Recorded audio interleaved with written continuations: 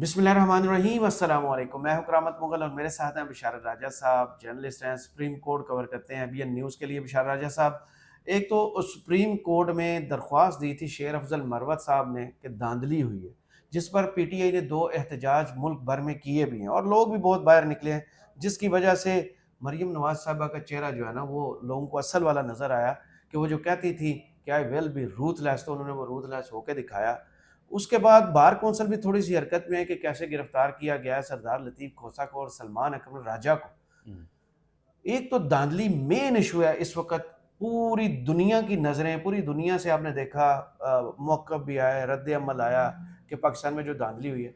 ये chief justice साहब का क्या मसला है कि शेर अफजल मरवत साहब दरख्वास्त लेकर भी गए हैं, वो अभी तक समाअत के लिए मुकर्रर नहीं गई। और दूसरा, जज अबुल हसनात जुल्करनैन, कितना प्यारा नाम है, उनके कंडक्ट पर फिर सवालात उठे हैं हाई कोर्ट में। क्या माजरा हुआ? बिस्मिल्लाहिर्रहमानिर्रहीम। बहुत शुक्रिया मगुल साहब। यहाँ पर ये रूथलेस का मतलब क्या होता है? अगर बेरहम। बेरहम अगर इसका बेहतरीन जो मतलब होता है ना, वो मतलब होता है सफाकियत, जी। सफाक, ये इसका बेहतरीन जुमले में आता है। लेकिन जो आपने कहा कि सुप्रीम कोर्ट में शेर अफजल मरवत साहब ने जो दरख्वास्त धांधली के खिलाफ सबमिट की थी, दायर की थी कि इस पर समाअत के लिए मुकर्रर की जाए, लेकिन वो समाअत के लिए भी मुकर्रर नहीं हुई। एक तो शेर अफजल मरवत साहब ऐसे कोई जज्बाती से इंसान है, असल में परस्यू करना पड़ता है कुछ चीज़ों जो का। जज्बाती होता है ना सर, वो आप ठीक कहते हैं, लेकिन वो अंदर से साफ होता है, ठीक है, लेकिन शेर अफजल मरवत साहब गए, अपनी दरख्वास्त दायर की वहाँ, उसके बाद उन्होंने परस्यू नहीं किया, उसके पीछे नहीं गए एक और क्या दरख्वास्त हुआ, दे के क्या जल्द नहीं समाअत के लिए हुआ। मुकर्रर करें। ऐसा ही होता है ना अदालतों में, तो ऐसा है पाकिस्तान की अदालतों में। यहाँ पर ऐसे केस है मोगल साहब जो 10-10 साल जैसे केस पाकिस्तानियों को आप ईमेल करते हैं और उसके बाद कॉल करके बताते हैं कि आपको ईमेल की है। हाँ जी, 10-10 साल यहाँ पर केस समाअत के लिए मुकर्रर नहीं होते। यकीन करें, आप बिलीव करें कि कुछ ऐसे केसेस हैं जो 8-8, 10-10 साल मुकर्रर नहीं हुए समाअत के लिए, और 10 साल के बाद लोगों का नंबर आता है। वो तो यहाँ पर कमेटी बनेगी समाअत के लिए। एक और दरख्वास्त यहाँ पर सुप्रीम कोर्ट में भी दरख्वास्त दायर की हर गई थी, केस के बाद एक और समाअत। कैसरा एलआई की, जी। उन्होंने भी दरख्वास्त दायर की वो थी, भी लेकिन अच्छा, उन्होंने जल्द समाअत के लिए भी दरख्वास्त दायर की थी, नहीं लेकिन मुकर्रर। वो भी नहीं मुकर्रर हुई। क्यों? ये सुप्रीम एक कोर्ट की भी कहती है कि धांधली का नाम लिया तो विल बी रूथलेस। नहीं, सुप्रीम कोर्ट ये नहीं कहती, लेकिन सुप्रीम कोर्ट ये कहती है कि सुप्रीम कोर्ट ने नहीं कहा, लेकिन सुप्रीम कोर्ट बार ये कहती है कि आप जो है वो मुतलका फोरम से जो है रुजू करें। और सुप्रीम कोर्ट काजी साहब ने भी एक अपने केस में ये रिमार्क्स दिए थे कि मुतलका फोरम से रुजू करें। मुतलका फोरम इलेक्शन ट्रिब्यूनल है, वो कहते हैं कि आप वहाँ जाएं, यहाँ हमारे पास डायरेक्ट ना आए।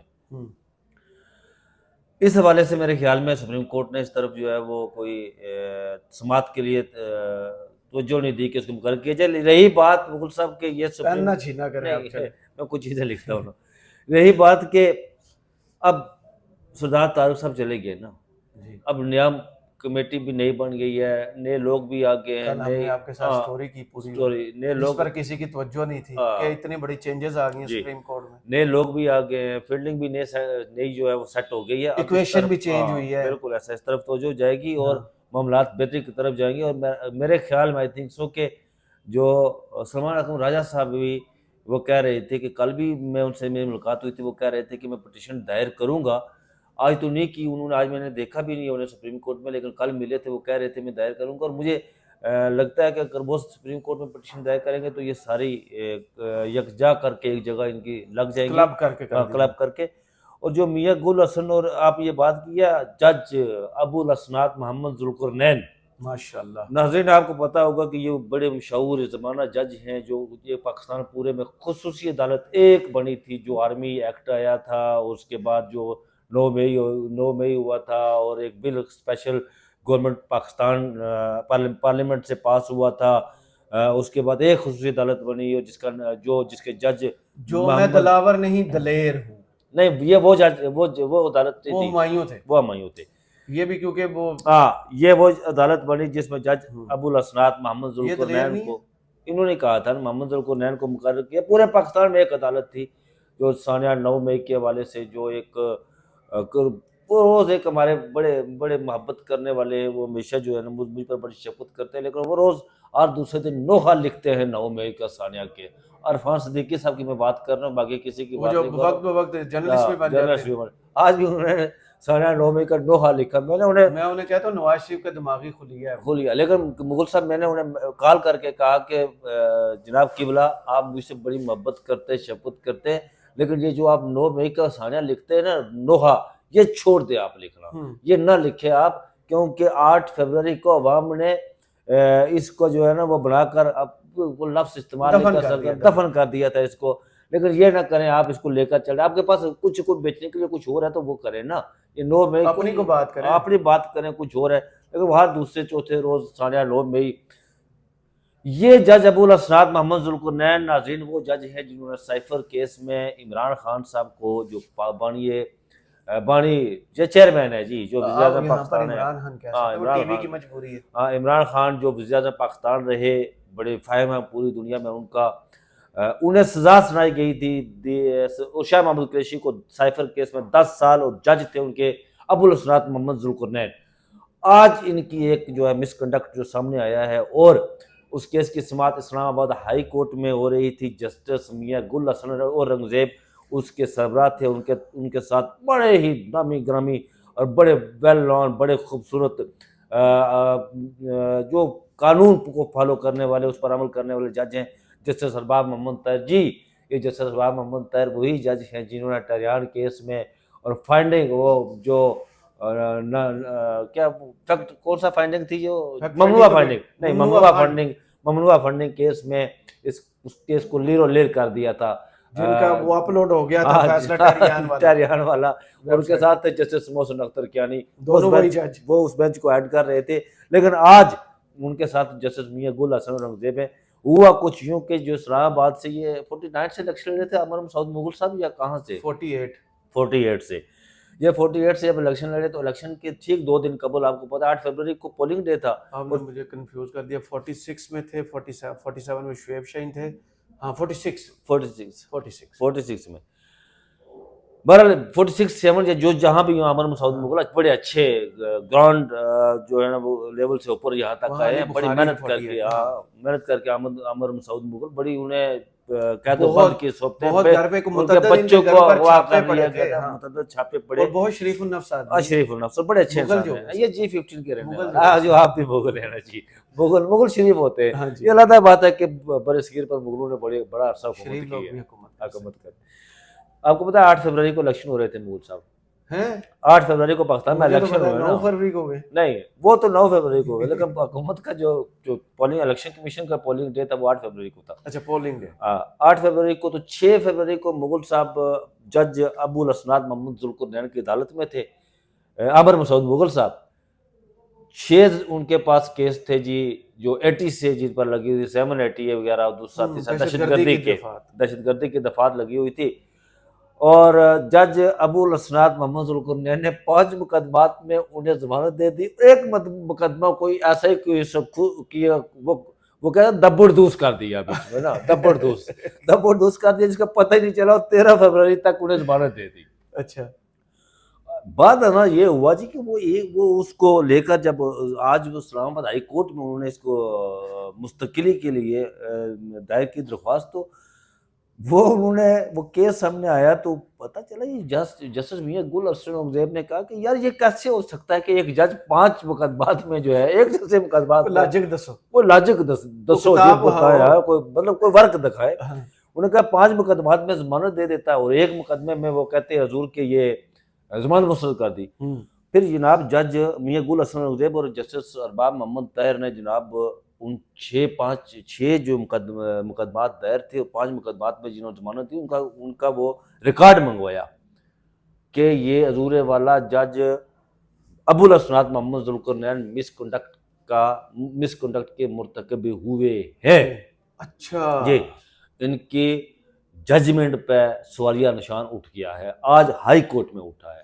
یہ وہی ہے جنہوں نے کہا تھا 342 کا بیان جمع کروایا, وہ چینج ہو گیا. شاہ محمود قریشی صاحب آئے ڈائس پہ ادھر عدالت میں, انہوں نے کہا میں نے اپنا بیان, انہوں نے کہا آپ کے بیان کی ضرورت نہیں, میں آپ کو 10 سال سزا. یہ وہی جج ہے. عمران خان کا بھی بیان نہیں دیا, وہ چینج ہوا تھا. انہوں نے کہا یہ میرا بیان ہی نہیں ہے, ادھر سے آ گیا, یہ بیان ہی نہیں ہے میرا کدھر سے. بلکہ یہ وہی جج ہے جو ایک دن میں سائفر کیس میں 15 جو ہے نا وہ گواہ کی وہ جارا کرے، وہ وہی جج ہے یہ نا، ورلڈ ریکارڈ والے ہیں. ورلڈ یہ ریکارڈ وہ والے. دنیا کے جج ہیں جو ہم نے دیکھے تھے جن کا شارٹ آرڈر بھی ایک دن آیا تھا اور ڈیٹیلڈ آرڈر بھی ایک ڈیٹیلڈ دن. آرڈر بھی ایک دن آیا تھا. یہ وہی جج ہے. آج ان کے جو عدالت سے نکلے نہیں تھے لیکن فیصلہ آ اب گیا. دیکھیے دو معزز ترین جو ججز ہائی کورٹ کی ہے انہیں کے مطابق ہے جی، متحد انہیں کی ہے نا. کل میاں گل حسن اورنگزیب جو ہے وہ عمر فاروق صاحب سپریم کورٹ چلے جاتے ہیں تو مورچہ یہ خالی ہو جاتا ہے. محسن کیانی صاحب جو جج یہاں چیف جسٹس بنیں گے اور تو میاں گل حسن اسٹیبلشمنٹ کو اورنگزیب، قبول ہاں نہیں. میاں گل حسن اورنگزیب کمنگ چیف جسٹس ہے اسلام آباد ہائی کورٹ کے. جی یہ انہوں نے اس کے جج کے کنڈکٹ پر سوال اٹھایا، اور یہ جج وہ حضور جج وہ جج ہے جنہوں نے وہ ایک ایسا سائفر کیس میں عمران خان کو سزا سنائی تھی کہ جس کا ٹرائل اتنا تیزی سے ہوا تھا، جس میں سپریم کورٹ نے بھی بڑے سوال اٹھائے تھے. سپریم کورٹ نے اچھا سردار طارق مسعود جن میں صاحب، ضمانت کر دی تھی ہاں، سپریم کورٹ نے شاہد قریشی اور کی سردار اور عمران طارق خان اور سردار طارق مسعود صاحب مغل خود صاحب بھی جو حیران رہ گئے تھے. خود بھی حیران رہ گئے تھے. اور وہ آپ کو پتہ ہے سردار طارق مسعود صاحب ریٹائر ہو گئے. وہ بڑے ان کے بارے میں یہ کہا جاتا تھا کہ وہ عمران خان کے حوالے سے بڑی سخت جو ہے نا موقف لیکن رکھتے پتہ ہیں، کیا فرق کیا تھا، لیکن وہ بھی حیران رہ گئے تھے کہ یار یہ کیا ہو کیسے رہا ہو ہے، سکتا یہ کیسے کیا ہو رہا ہے. انہوں نے سوال اٹھائے تھے کہ ایک دن میں ٹرائل پھر ضمانت دے دی تھی. اور سردار طارق مسعود صاحب نے وہ 164 کا بیان جو میاں اعظم خان نے ریکارڈ کروایا کے تھا سامنے. ہاں مجسٹریٹ کے سامنے، تو اس پر سردار طارق مسعود صاحب فوجداری مقدمات کے اچھے ایکسپرٹ جج تھے.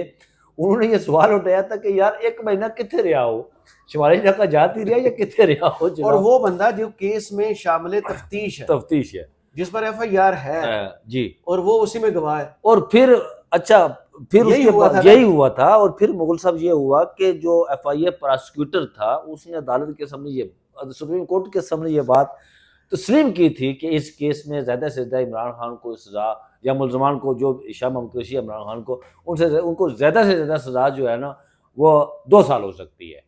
اس ملک کا 2-3 سال سب سے بڑا آئینی عہدہ کون سا ہے؟ صدر کا. صدر کا ہے، صدر پاکستان کا ہے. پرسوں ابھی پریس کانفرنس کی عارف الوی صاحب نے، جو ہی صدارت سے اترے ڈائس پر پہنچے اقتدار، انہوں نے کہا جب وزیر اعظم حلف اٹھاتا ہے تو اس میں یہ چیز شامل ہے کہ وہ ڈیسائیڈ کرے گا کہ ملک کا راز کون سا ہے اور کون سا نہیں.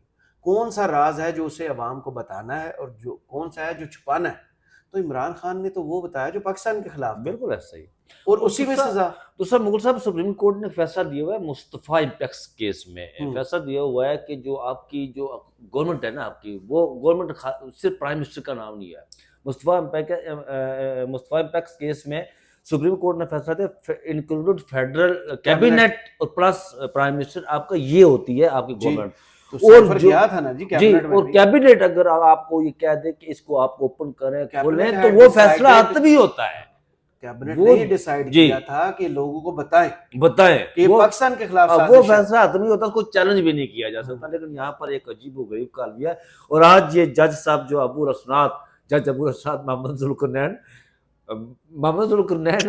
جناب، ان کے جو ان کے مس کنڈکٹ پر بھی، جج ہیں، ہاں ایسے لوگ بھی ان کے مس کنڈکٹ پر بھی جو ہے وہ سوالات اٹھ کے. ناظرین آج پہلا روزہ ہے، میری طرف سے آپ کو رمضان مبارک ہو. اور اپنی دعاؤں بالخصوص اپنی دعاؤں میں یاد رکھیے گا سحر اور افطار کے وقت. وہ کہتے ہیں کہ افطار کے وقت اور سحر کے وقت کی جانے والی دعائیں اسیروں کے لیے ضرور دعائیں کریں، جو لوگ مصیبت میں ان کے لیے ضرور دعائیں کریں، اور اسپیشلی جو غزہ کے لوگ ہیں ان کے لیے ضرور دعائیں کریں. کیونکہ ہم لوگ تقریباً 150 دن ہو گیا ان پر بھی جو عذاب نازل ہوا ہے. ہم لوگ شاید بھول جاتے ہیں کہ جو مسلسل خبر سنتے ہیں، کیونکہ نیوز روم میں کام کرنے والے لوگوں کی عادت ہو جاتی ہے ایسا ہی ہے کہ مسلسل خبر آ رہی ہے تو ان کے لیے وہ خبر نہیں رہتی. لیکن اپنی دعاؤں میں غزہ کو ضرور یاد رکھیں، کیونکہ آپ جو پیٹ بھر کر کھا رہے ہیں ان کو وہ دستیاب نہیں ہے. ان کے بچے بھوکے ہیں، سحر اور افطار میں ان کی جو ہیں خبریں کم آ رہی ہیں، لیکن سوشل میڈیا بھرا پڑا ہے. اور جو ایشو مین ہے، دعاؤں کے علاوہ ان کی مدد کے لیے اگر آپ کچھ کر سکتے ہیں تو ضرور کریں. اس ویڈیو سے ہمیں اجازت دیں، کمنٹس باکس میں ضرور بتائیے کہ ویڈیو آپ کو کیسی لگی. اللہ حافظ.